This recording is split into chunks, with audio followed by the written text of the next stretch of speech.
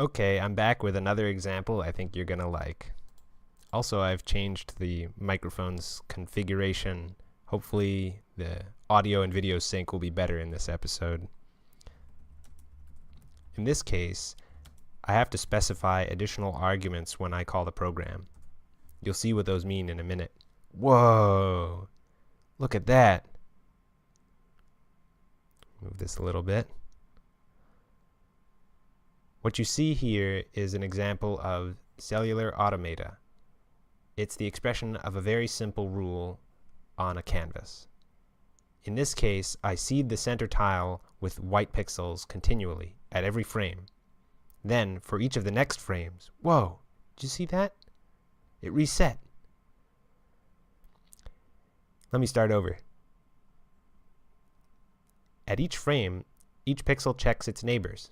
If it has an odd number of neighbors, it's a white pixel. If not, it's a blue pixel. Simple as that. And that simple rule generates sort of dizzying array of complexity. And depending on the size of the box you put this system in, it'll have different shapes. I mean, certainly in the initial phase, as we might see in an especially large simulation, in the initial phase, the growth is somewhat symmetric and in fact has a sort of fractal nature to it. If I bring this over to the right, you'll see that there are repeated patterns.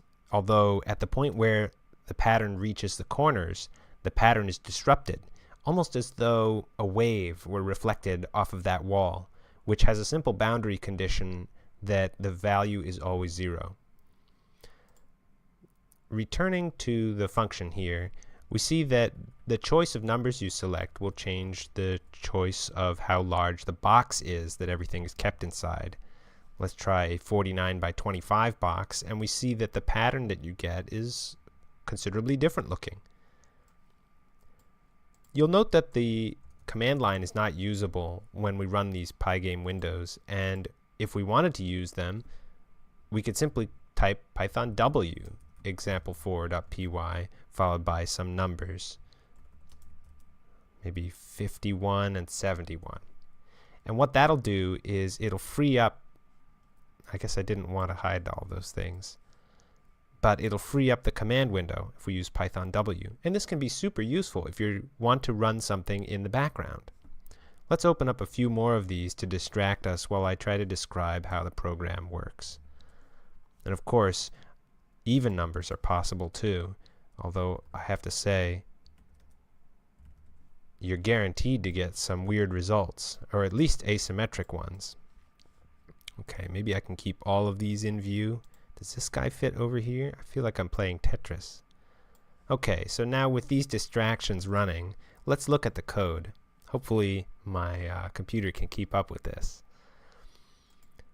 Okay, so on the right, let's look at this very simple code that produces this result. It's a lot like these other codes that we've written with Pygame. We have an init and a clock section. Okay, I don't think the clock even gets, yeah, it gets used. It sets the frame rate to 10 frames per second. Here at map size is where we pull in those arguments from the command line. We import sys, and we use sys.argv to get a list of command line inputs. Simple. Okay. So we've got the map size. We specify the middle as somewhere in the center. And this divide by written twice, this is sort of an integer divide or floor divide.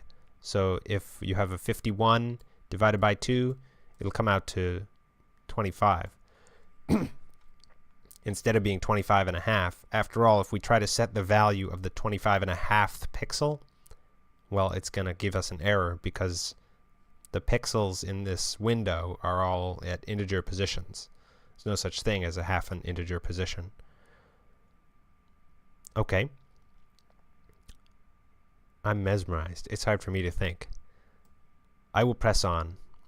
Next, we have a list comprehension to generate our 2D array for the map, and we've got two maps, map and map2, and they're both the same, although you'll note we didn't just assign one equal to the other, and that's related to that list problem. We don't want them pointing to the same location in memory. One map is the map which is currently shown, and the other map is the map which represents the next frame, which is coming up. So when we go to calculate the next frame, we're not modifying the thing we're trying to calculate based off of. then we flop the two. And that's very similar to what's done in graphics applications, where you have a second image which is being modified over time, and then which is suddenly swapped to the front plane. Although the reasons are different, so maybe the analogy is no good. Okay, we set the screen size and so on. Then we have our game loop here, which is so simple. We check for quit, simple. We fill the screen with white. Well, none of that white ends up showing. We set the map at the middle location to 1. Without this one piece, none of this stuff would show up.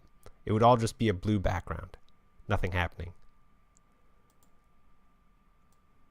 Okay, next, we do the computation to see if a cell is going to be white or blue in the next time step. So we take the sum of the neighbors and we modulo 2 to see if it's an odd number. If it's an odd number, it comes out 1. If it's an even number, it comes out 0. It's as simple as that. And then we swap the elements. So here we take each element in map and we assign it to an element in map 2. So that makes sure that they're stored in 2 separate places in memory and they're not going to overlap and cause trouble. We check the color just using the simple color lookup table. There's only 2 colors, so why store 100 by 100 list of colors? There's only 2 of them. So we'll just pick a color based on whether we got a 0 or a 1, and that's what this does here. Then we draw rectangles, and that's so simple. That's all there is to it, and I hope that you've been inspired to at least try out a couple of these different size windows and see if you can find a pattern that you like, or also to try out different kinds of computations for Cellular Automata. See if you can find something that impresses you or that makes you think.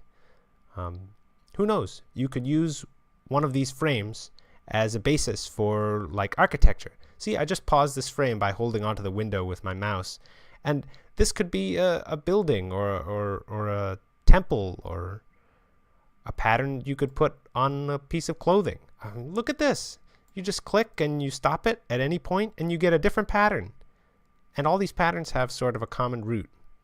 The structure inherent in these patterns and in these systems, I think, is what makes them aesthetically pleasing. Well, at any rate, I hope you've enjoyed learning by example. And if you like these examples, then let us know. If you think things could be changed, then also include that in your comments. Well, see you next time.